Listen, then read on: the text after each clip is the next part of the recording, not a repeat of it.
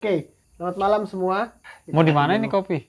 Terserah. Sini Jadi aja. malam ini obrolan kursi teras kita akan membahas, sebenarnya malam ini kita ada topik lain yang akan kita ingin kupas dengan narasumber. Cuman karena ada halangan, jadi malam ini kita akan bahas secara singkat pandangan Hindu secara akademis gitu. Jadi pandangan para akademia melihat Hindu itu seperti apa.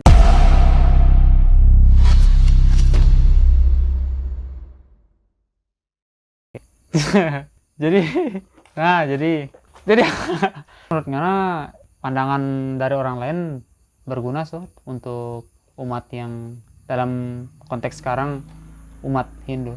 Jadi sebenarnya kalau oke, balik lagi, disclaimer lagi. Ini sensitif soalnya. Jadi yang torang bahas malam ini murni torang pe pandangan. Jadi teman-teman kalau punya pandangan tersendiri silakan tulis di komentar, torang diskusi lah. Tidak ada benar dan tidak ada yang salah karena absolut itu hanya vodka. Hanya Ya, jadi gini, ada pentingnya orang tahu pandangan dari secara akademia karena orang tahu sendiri kan agama itu dasarnya adalah ideologi, adalah filosofikal gitu. Jadi ketika orang belajar sebuah agama yang mana orang dalam tanda kutip akan terkungkum di dalam agama itu. Jadi kayak terbungkus di dalam pandangan-pandangan agama itu.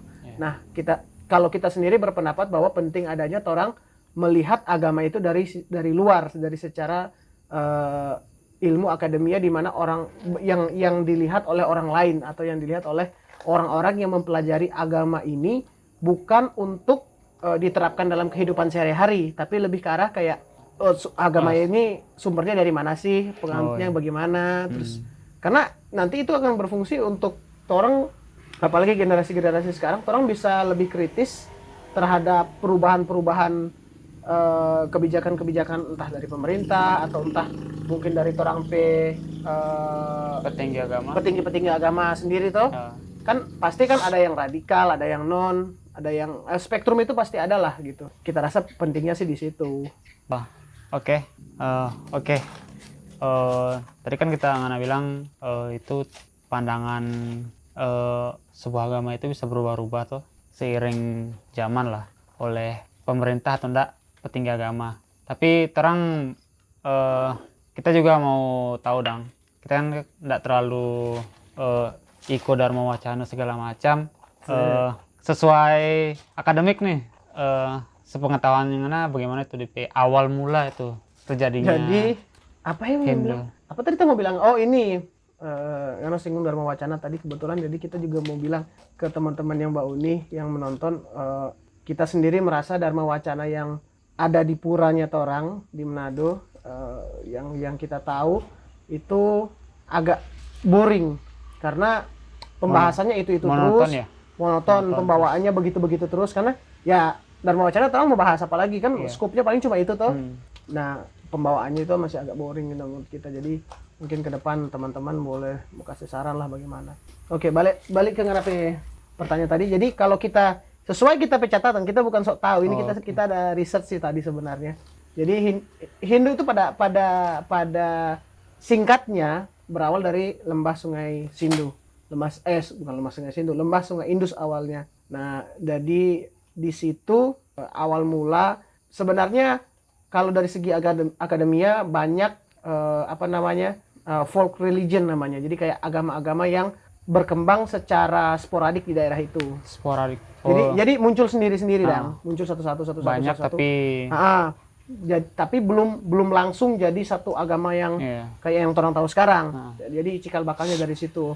Lama-kelamaan berproses perdagangan segala macam baru mulailah itu terbentuk yang namanya Vedic religion. Vedic religion ya cikal bakal dari Hindu itu sendiri. Sebenarnya kan Hindu ini kan nama yang diberikan oleh komunitas internasional terhadap agama yang dianut oleh orang-orang di lembah Sungai Indus. Lembah Sungai Indus atau lembah Sungai Sindu? Lembah Sungai Indus kalau tidak salah. Nah, jadi sebenarnya orang-orang di situ sendiri menyebut agamanya itu dharmic agama Dharma. Ya. Dan Kebaikan.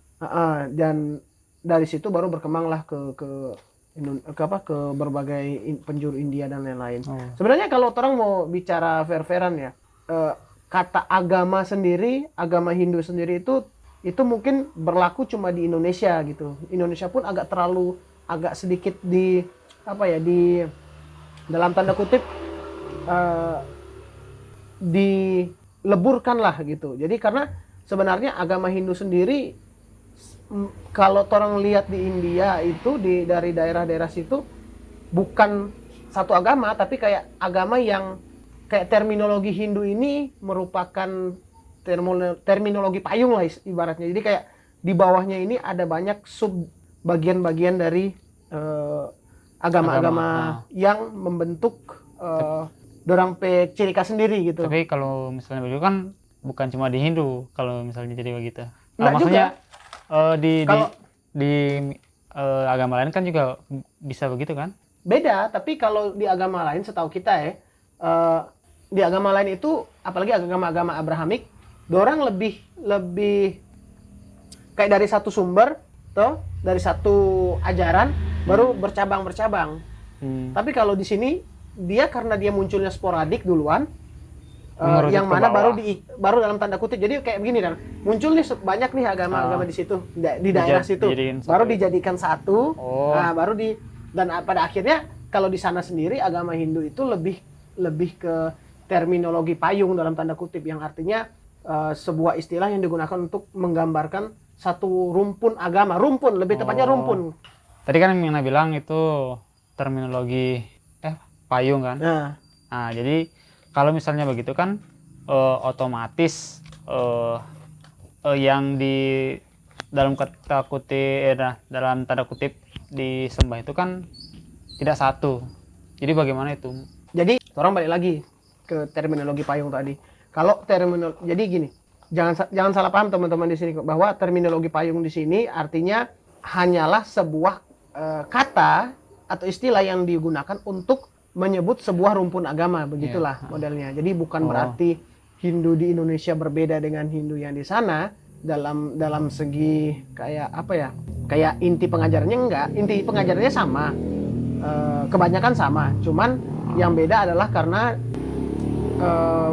perkembangan Hindu di tiap daerah itu beda-beda, dan biasanya tiap perkembangan Hindu itu mengadopsi budaya sekitar.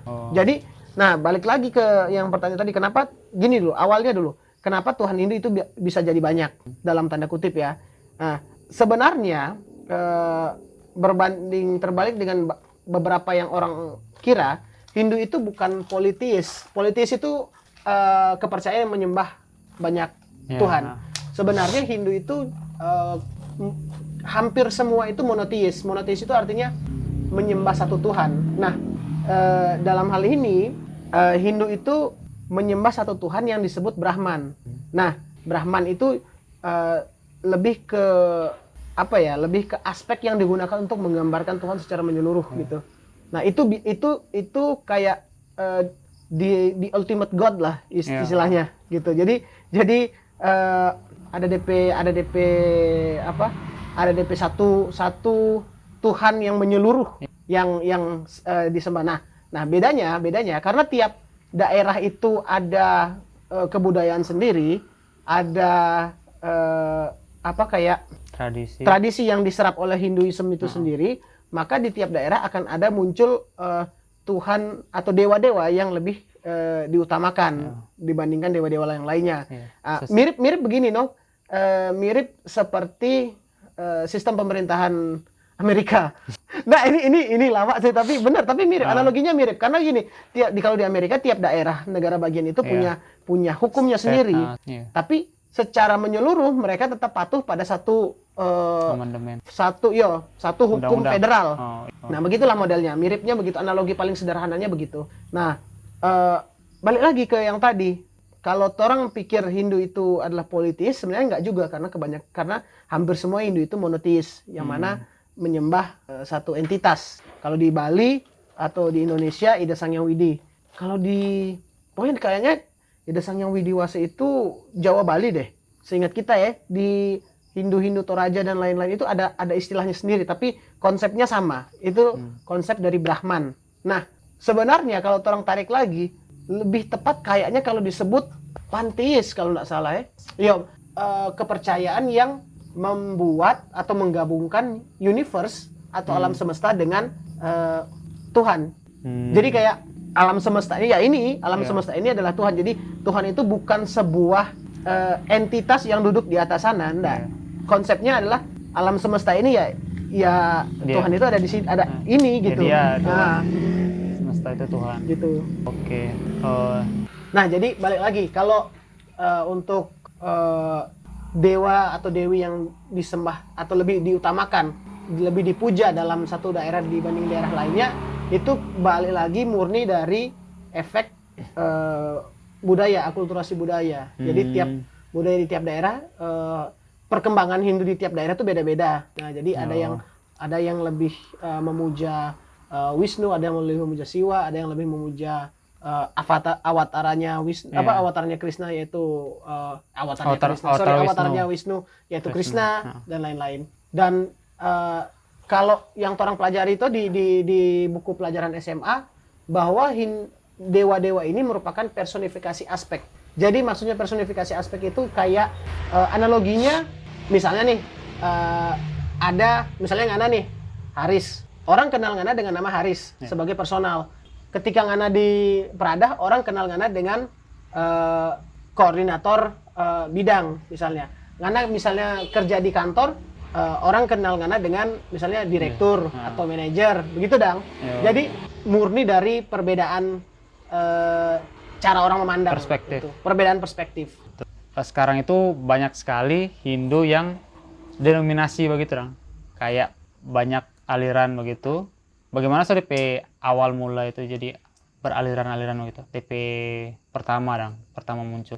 Nah, kalau orang bicara denominasi percabangan, sebenarnya gini, awal mula setahu kita ya dari Vedic religion yang belum jadi Hindu yang kayak sekarang itu udah bercabang. Percabangan pertamanya itu ada di yang jadi agama Buddha dan Jainism. Itu udah bercabang dari situ dang ininya. Nah, tapi percabangan yang paling kentara itu sebenarnya ada dari karena di Hindu tuh ada yang namanya bukan filsafat ya, pemahaman nastika. Nastika itu kayak pemahaman tentang agama Hindu tapi orang tidak mengakui yang namanya kemistikan. Nah, lebih gampangnya adalah filsafat Hindu yang mengakomodir ateis. Jadi orang ateis tidak mempercaya yang namanya kemistikan, tidak mempercayai namanya tapi menganut Tuhan, agama. tapi menganut agama dalam artian yang dianut di sini adalah strict secara filosofikal. Oh iya, agnostik enggak kalau? Bukan. Kalau agnostik tidak tidak berepresentasi dengan agama. Oh. Dengan kelompok agama. Oh. Tapi masih mengakui ada yang berkuasa. Iya. Agnostik Tapi masih begitu. mempertanyakan. Ateis sendiri tidak mengakui tidak mengakui benar Tuhan ada, tapi tidak menegasi juga Tuhan itu tidak ada. Murni agnostik murni ateis tidak peduli. Jadi kayak kita enggak percaya Tuhan ada, tapi kita juga enggak pusing kalau Tuhan itu enggak ada. Jadi kita enggak peduli begitu. Itu ateis. Kalau agnostik itu sebenarnya ateis versi halus tuh orang-orang bilang. Jadi kayak orang enggak ikut sebuah agama tertentu, tapi orang mengakui ada kuasa lain yang ya gitulah. Nah, balik lagi yang tadi, kalau Hindu itu sendiri secara pemahaman mengakomodir yang namanya ateisme dalam artian ini sensitif sih, cuman teman-teman coba carilah ini menurut akademis ya. Ini menurut akademis ya dan menurut yang saya baca, saya belum tentu benar, teman-teman bisa cek lagi sendiri. Jadi secara Hinduisme sendiri, Nastika itu merupakan filsafat di mana orang mengakomodir agama Hindu itu sebagai murni dari sisi dari sisi filsafatnya aja. Jadi kayak cara berkehidupan, terus berkegiatan, terus kayak aturan-aturan yang secara filosofisnya lah orang ikuti. Cuman tidak mengakui yang namanya kemistikan. Begitulah intinya begitu Nastika itu. Nah, Nastika ini yang itu juga menjadi dasar percabangan menjadi dasar percabangan ke agama Buddha dan Jainism. Nanti orang bincang-bincang lah dengan teman-teman dari Buddhism dan Jainism. Baru kalau yang Hindu yang sekarang yang orang tahu di sini itu datangnya dari percabangan yang Astika. Jadi kayak dari Vedic religion pecah Nastika, Astika itu yang sampai sekarang ada di Indonesia kebanyakan. Jadi kayak yang benar-benar menguphold atau mengakui secara utuh kuasa ilahi dan Weda secara utuh nih di ini. Jadi kayak enggak ada yang di ini kandang akui. Nah, kalau balik lagi ke denominasi tadi, kalau setahu kita yang paling besar karena kan denominasi pasti banyak karena munculnya aja sporadik gitu. Tapi yang paling besar itu ada Vaisnava, baru Vaisnava itu yang memuja Wisnu, baru Siwaisme, baru ada Saktism. Saktism itu yang memuja saktinya dewa Wisnu, dewa Brahma, dan lain-lain lah. Karena yang memuja lebih ke Parwati, Durga, Kali dan lain-lain, Saraswati dan lain-lain. Baru ada yang terakhir itu Smartism. Smartism itu yang lebih ke arah Semar kan? Smart kan, bukan smart. Bukan, Semar. Jadi kayak yang lebih mengambil mengambil filosofi agamanya itu dari Bhagavad Gita, dari Mahabharata ya, Ramayana dan lain-lainnya begitu. Lebih karena Smartism itu asal katanya semerti. Kalau misalnya begitu kan, kalau banyak denominasi, jadi kita tahu lah Hindu itu punya yang namanya Caturveda kan, kitab suci yang dibagi jadi 4 kan, jadi 4 bagian. Kalau banyak denominasi gitu, jadi bagaimana itu DPIC? Isinya tetap sama aja. Jadi gini, Caturveda itu kan kitab suci yang bukan digolongkan, 4 kitab suci yang masuk ke dalam Sruti. Nah, itu disebut Caturveda yang utamanya itu yaitu yang tadi Rigveda sama Weda, baru Atharva Weda, Yajurveda. Nah, kita udah agak lupa itu penggolongan. Nah, tapi denominasi nggak mempengaruhi itu. Jadi kayak, nah sama kayak tadi, karena denominasi itu hanya kayak misalnya yang Smartism ya ngambilnya ya dari Bhagavad Gita, yang utamanya orang ambil dari situ. Gitu. Jadi tinggal ininya aja. Nah, sebenarnya kalau kayak di Indonesia sendiri kan, yang orang belajar waktu SD itu kerangka dasar agama Hindu kan 3 itu, yang Tatwa, Susila, Upakara itu. Jadi kayak, nah di sini dari kalau denominasi itu ya nggak ada berubah dari situ. Tatwa, Susila, Upakaranya ini yang kayak menurut aliran ini Upakaranya lebih ke arah begini gitu kan. Tatwanya lebih ke arah begini gitu. Tapi ya core belief itu jadi kayak inti kepercayaannya itu ya sama Pancasarada ya, hampir semua sih menguphold Pancasarada gitu. Jadi ininya 11-12 lah, nggak terlalu banyak berubah lah. Nggak ada berubah sebenarnya, cuma tergantung tiap ininya aja bagaimana mengambil tradisinya setiap ini aja yang berbeda kan. Tiap tradisi dan perkembangan tiap daerah itu yang berbeda. Soalnya kan di Weda itu kan udah dibagi menjadi 4, tapi ada 4 bagian juga kan dalam masing-masing Weda itu kan. Yang itu pengaruh nggak dalam dorang denominasi? Misalnya kan di sana kan ada kayak bagian Samhita, Aranyaka, Upanishad. Enggak, itu jadi tiap denominasi setahu kita ya, tiap denominasi itu yang mereka lebih tekankan itu ya yang mana mereka yang mana secara filsafatnya mereka lebih oke begitu dong. Tiap denominasi beda-beda gitu. Itu sama aja semuanya sama. Maksudnya itu kan dalam Weda tuh kan ada 4 bagian juga kan, DP ini dong, DP ada kayak nyanyian, mantra, ada upakara, ada filsafatnya tuh. Berarti dalam denominasi itu kayak ada yang lebih dijunjung lah gitu. Kalau misalnya di upacara lebih dijunjung gitu. Ya gampangnya begitulah, gampangnya Oh, begitu. Karena oke, kayak tiap dan balik lagi satu lagi kalau kalau di Hindu sendiri selain Sruti Semerti ini ada juga beberapa kitab-kitab lokal atau lontar-lontar daerah sendiri yang juga dilebur dalam dalam kerangka beragama gitu. Makanya muncul upakara-upakara yang cuma ada di satu daerah. Kayak di Bali cuma Ngaben kan cuma ada di Bali sebenarnya gitu. Jadi beda. Jadi kayak tujuannya sama, cuma prosesnya beda gitu loh. Tujuannya sama, cuman ya lebih mengakomodir budaya setempat gitu loh. Kalau dipikir-pikir ya, kalau di Indonesia sendiri kan ada yang namanya kasta ya. Itu di daerah, di asalnya dari dalam kutip sejarahnya itu ada enggak itu? Sebenarnya jadi yang maksud kasta ini dari mana begitu? Memang dari sana dari ada enggak? Dari Weda ada, dari Weda ada. Sebenarnya Weda dari kasta dari Weda sendiri sudah ada. Catur 4 kasta ini, Brahmana, Kshatriya, Waisya, Sudra. Cuman dari Weda sendiri lebih menekankan ini tuh sebagai kasta yang dibagi dari nganapi skill set, dari nganapi profesi. Jadi ngana bisa terlahir sebagai seorang Sudra, tapi karena ngana mahir mahir berdagang, ngana naik jadi Waisya, atau ngana lebih tekun dalam filsafat, dalam teologi, jadi ngana masuk ke Brahman. Brahman lagi Brahmana begitu. Jadi bukan tergantung dari ngana lahirnya di mana.